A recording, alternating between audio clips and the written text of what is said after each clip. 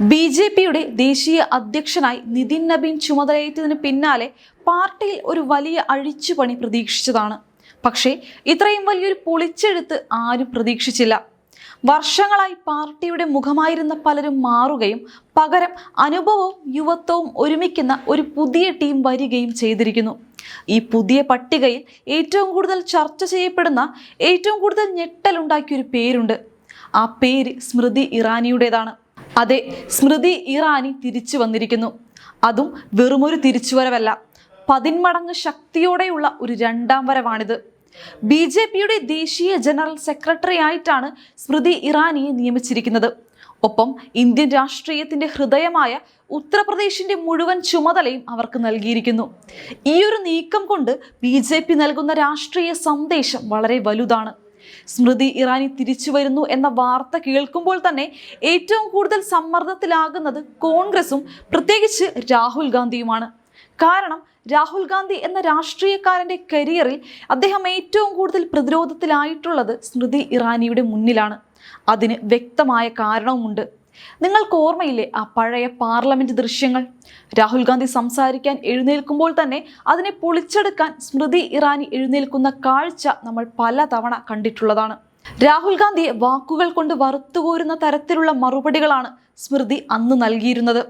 നടുചവിട്ടിയൊടിക്കുന്ന തരത്തിലുള്ള, പാർലമെന്റിന്റെ കൊളുത്തിൽ തൂക്കിയിടുന്ന തരത്തിലുള്ള പരാമർശങ്ങൾ. ഒരു ഘട്ടത്തിൽ സ്മൃതിയെ പേടിച്ച് രാഹുൽ ഗാന്ധി പാർലമെന്റിൽ വരാൻ മടിച്ച സാഹചര്യം വരെ ഉണ്ടായി എന്ന് പറയുന്നത് തമാശയല്ല, അതൊരു യാഥാർത്ഥ്യമായിരുന്നു. പാർലമെന്റിലെ അവരുടെ ഭാഷ, അവരുടെ ആത്മവിശ്വാസം, അവരുടെ ഫയർ ബ്രാൻഡ് ശൈലി, അതെല്ലാം കോൺഗ്രസിനെ വിറപ്പിച്ചിരുന്നു. അതിന്റെ ഏറ്റവും വലിയ ക്ലൈമാക്സ് നടന്നത് 2019-ലാണ്. കോൺഗ്രസിന്റെ കോട്ടയെന്നും നെഹ്റു കുടുംബത്തിന്റെ തറവാടെന്നും വിളിക്കപ്പെട്ടിരുന്ന അമേഠിയിൽ ചെന്നാണ് സ്മൃതി ഇറാനി രാഹുൽ ഗാന്ധിയെ നേരിട്ട് പരാജയപ്പെടുത്തിയത്. ഒരു ഗാന്ധി കുടുംബാംഗത്തെ അവരുടെ സ്വന്തം മണ്ഡലത്തിൽ തോൽപ്പിക്കുക എന്നത് ഇന്ത്യൻ രാഷ്ട്രീയത്തിൽ അസാധ്യമായ ഒരു കാര്യമാണ് കണക്കാക്കിയിരുന്നത്. ഈ അസാധ്യമായ കാര്യമാണ് സ്മൃതി സാധ്യമാക്കിയത്. അതോടെ അവർ ബി.ജെ.പിയുടെ തന്നെ ഏറ്റവും വലിയ പോരാളിയായി മാറി. ആ ജയം വെറുമൊരു തിരഞ്ഞെടുപ്പ് ജയം മാത്രമല്ലായിരുന്നു, അത് കോൺഗ്രസിന്റെ അഹങ്കാരത്തിനേറ്റ പ്രഹരം കൂടിയായിരുന്നു. കോൺഗ്രസിന്റെ ശക്തി കേന്ദ്രത്തിൽ ചെന്ന് അവരുടെ രാജകുമാരനെ തോൽപ്പിച്ച ചരിത്രം. എന്നാൽ 2024 തിരഞ്ഞെടുപ്പിൽ അമേഠിയിൽ സ്മൃതിക്ക് തിരിച്ചടി നേരിട്ടു. ആ തോൽവിയോടെ കോൺഗ്രസും ഇടതു മാധ്യമങ്ങളും ആഘോഷം തുടങ്ങി. സ്മൃതി ഇറാനിയുടെ രാഷ്ട്രീയ ജീവിതം അവസാനിച്ചു, അവരെ ബി.ജെ.പി മറന്നു, ഇനി അവർ ടി.വിയിലേക്ക് തന്നെ മടങ്ങുമെന്നുള്ള ചർച്ചകൾ വ്യാപകമായി. പക്ഷേ അവർക്ക് ബി.ജെ.പിയെ മനസ്സിലായില്ല. ബി.ജെ.പിയിലെ ഒരു തിരഞ്ഞെടുപ്പ് തോൽവി ഒരു നേതാവിന്റെ അവസാനമല്ല, മറിച്ച് അതൊരു ഇടവേള മാത്രമാണ് എന്ന് തെളിയിക്കുന്നതാണ് ഈ തിരിച്ചുവരവ്. ബി.ജെ.പി തങ്ങളുടെ പോരാളികളെ ഒരിക്കലും ഉപേക്ഷിച്ചിട്ടില്ല. പാർട്ടിയിലെ മഹിളാ മോർച്ചയുടെ തലപ്പത്തും ദേശീയ സെക്രട്ടറിയായും മുൻപ് പ്രവർത്തിച്ച അനുഭവം കൂടി അവർക്ക് കരുത്താണ്. ഇപ്പോൾ സ്മൃതി തിരിച്ചു വന്നിരിക്കുന്നത് വെറും ഒരു സ്ഥാനത്തേക്കല്ല, പാർട്ടിയുടെ ഏറ്റവും ശക്തമായ തീരുമാനങ്ങൾ എടുക്കുന്ന കോർ ടീമിലേക്കാണ്.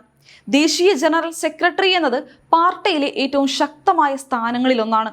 അതിനൊപ്പം ഉത്തർപ്രദേശിന്റെ ചുമതല നൽകിയതിലൂടെ ബി.ജെ.പി വ്യക്തമാക്കുന്നത് വരുന്ന നിയമസഭാ തിരഞ്ഞെടുപ്പിലും 2029 ലോക്സഭാ തിരഞ്ഞെടുപ്പിലും തങ്ങളുടെ പ്രധാന തുറുപ്പുചീട്ട് സ്മൃതി തന്നെയായിരിക്കുമെന്നാണ്.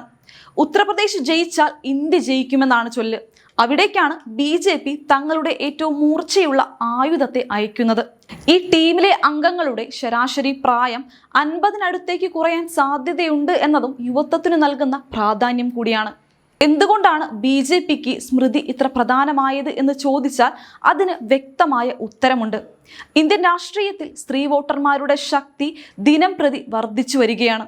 സ്ത്രീ വോട്ടർമാരെ ആകർഷിക്കാൻ സ്മൃതി ഇറാനിയെ പോലെ കഴിവുള്ള മറ്റൊരു നേതാവ് ഇന്ന് ബി.ജെ.പിയിലില്ല. അവർ സംസാരിക്കുമ്പോൾ സാധാരണ വീട്ടമ്മമാർക്ക് മനസ്സിലാകും, യുവതികൾക്ക് പ്രചോദനമാകും. അവർ ഒരു സാധാരണ ടി.വി സീരിയൽ നടിയിൽ നിന്നും കേന്ദ്രമന്ത്രിയും ഇന്ന് പാർട്ടിയുടെ ദേശീയ നേതാവുമായി വളർന്ന കഥ തന്നെ ഓരോ സ്ത്രീക്കും പ്രചോദനമാണ്.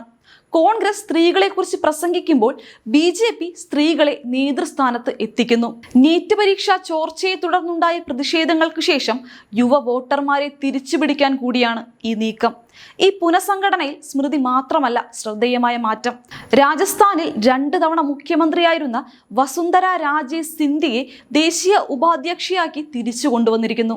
BJPയുടെയും RSSന്റെയും തന്ത്രജ്ഞനായ രാം മാധവനെ ദേശീയ ഉപാധ്യക്ഷനായി തിരിച്ചു കൊണ്ടുവന്നിരിക്കുന്നു. ഇതെല്ലാം അനുഭവത്തിന് നൽകുന്ന വിലയാണ്. മറുവശത്ത് വർഷങ്ങളായി BJPയുടെ IT സെല്ലിന്റെ മുഖമായിരുന്ന അമിത് മാളവ്യയെ മാറ്റി പകരം ദീപക് മഹാസ്കെ എന്ന പുതിയ മുഖത്തെ സോഷ്യൽ മീഡിയ കൺവീനറായി കൊണ്ടുവന്നത് ഡിജിറ്റൽ രാഷ്ട്രീയത്തിലെ വലിയൊരു മാറ്റം തന്നെയാണ്. 2014 ഫേസ്ബുക്ക് രാഷ്ട്രീയമല്ല, 2024 റീൽസ്, ഷോർട്സ്, AI കണ്ടന്റ് രാഷ്ട്രീയമാണ് ഇനി വേണ്ടത് എന്ന് BJP തിരിച്ചറിയുന്നു. പീയൂഷ് ഗോയലിനെ ദേശീയ ട്രഷററാക്കിയതും ശ്രദ്ധേയമാണ്. പാർട്ടിയുടെ സാമ്പത്തിക കാര്യങ്ങൾ കൂടുതൽ പ്രൊഫഷണലായി കൈകാര്യം ചെയ്യാനുള്ള നീക്കം കൂടിയാണിത്. കേരളത്തിൽ നിന്ന് K സുരേന്ദ്രനെ ദേശീയ സെക്രട്ടറി ആക്കിയതും അനിൽ ആന്റണിയെ ആ സ്ഥാനത്ത് നിലനിർത്തിയതും കേരളത്തെ ദേശീയ നേതൃത്വം എത്ര ഗൗരവമായി കാണുന്നു എന്നതിൻ്റെ തെളിവ് കൂടിയാണ്. 13 വൈസ് പ്രസിഡന്റുമാരിൽ 6 പേർ സ്ത്രീകളാണ്. 10 വനിതാ നേതാക്കൾക്ക് ദേശീയ ചുമതല നൽകിയെന്നതും ചരിത്രമാണ്.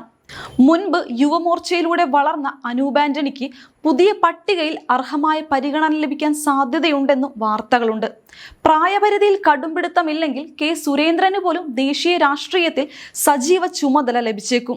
നിലവിലെ ഘടന അനുസരിച്ച് പ്രധാനമന്ത്രി നരേന്ദ്രമോദി അധ്യക്ഷനായ പാർലമെന്ററി ബോർഡിൽ Rajnath Singh, Amit Shah, JP Nadda, BS Yediyurappa, Sarbananda Sonowal, K Lakshman, BL Santhosh എന്നിവരടങ്ങുന്ന 12 അംഗങ്ങളാണുള്ളത്. 15 അംഗ കേന്ദ്ര തിരഞ്ഞെടുപ്പ് സമിതിയിൽ മഹാരാഷ്ട്ര മുഖ്യമന്ത്രി ദേവേന്ദ്ര ഫട്നാവിസ്, ഭൂപേന്ദ്ര യാദവ്, വനതി ശ്രീനിവാസൻ എന്നിവരുമുണ്ട്. ഇതിനെല്ലാം മുകളിൽ മാർഗദർശക് മണ്ഡൽ എന്ന 4 അംഗ സമിതിയും BJPക്കുണ്ട്. ഇത്രയും കൃത്യമായ ഘടനയാണ് BJPയെ മറ്റ് പാർട്ടികളിൽ നിന്ന് വ്യത്യസ്തമാക്കുന്നത്. പക്ഷേ ഈ എല്ലാ പേരുകൾക്കിടയിലും ഏറ്റവും തിളങ്ങി നിൽക്കുന്നത് സ്മൃതി ഇറാനി തന്നെയാണ്. കാരണം അവരുടെ തിരിച്ചുവരവ് വെറും ഒരു നിയമനമല്ല, അതൊരു രാഷ്ട്രീയ പ്രഖ്യാപനമാണ്. കോൺഗ്രസിനോട് BJP പറയുന്നത് ഇത് മാത്രമാണ്: നിങ്ങളെ തോൽപ്പിച്ചുവെന്ന് കരുതിയ പോരാളി മരിച്ചിട്ടില്ല, അവർ കൂടുതൽ ശക്തിയോടെ തിരിച്ചു വന്നിരിക്കുന്നു. ഇനി പാർലമെന്റിൽ വീണ്ടും ആ പഴയ പോരാട്ടങ്ങൾ കാണാം. രാഹുൽ ഗാന്ധി എഴുന്നേൽക്കുമ്പോൾ മറുപുറത്ത് സ്മൃതി ഇറാനി ഉണ്ടാകും. ആ ഒരൊറ്റ ഭയം മതി കോൺഗ്രസിന്റെ മുഴുവൻ തന്ത്രങ്ങളും തകരാൻ. അതുകൊണ്ട് ഇതിനെ വെറുമൊരു പാർട്ടി പുനഃസംഘടനയായി മാത്രം കാണരുത്. ഇത് BJPയുടെ അടുത്ത 10 വർഷത്തേക്കുള്ള പ്ലാനാണ്. അനുഭവവും യുവത്വവും സ്ത്രീശക്തിയും ഡിജിറ്റൽ മുഖവും ഒരുമിക്കുന്ന ടീം നിതിൻ നബീൻ. ആ ടീമിന്റെ ഏറ്റവും മൂർച്ചയുള്ള ആയുധത്തിന്റെ പേര് സ്മൃതി ഇറാനി എന്നാണ്. കാത്തിരുന്നു കാണുക. ഈ തിരിച്ചുവരവ് ഇന്ത്യൻ രാഷ്ട്രീയത്തിന്റെ ഗതി തന്നെ മാറ്റും. സ്മൃതി ഇറാനി BJPയുടെ പുതിയ പില്ലറായി മാറും, കോൺഗ്രസിന്റെ പേടി സ്വപ്നമായി തുടരും. അപ്പോൾ സ്മൃതിയുടെ ഈ തിരിച്ചുവരവിനെ നിങ്ങൾ എങ്ങനെയാണ് നോക്കിക്കാണുന്നത്? താഴെ കമന്റ് ചെയ്യുക. മറ്റൊരു ചർച്ചാ വിഷയവുമായി നമുക്ക് വീണ്ടും കാണാം. നന്ദി.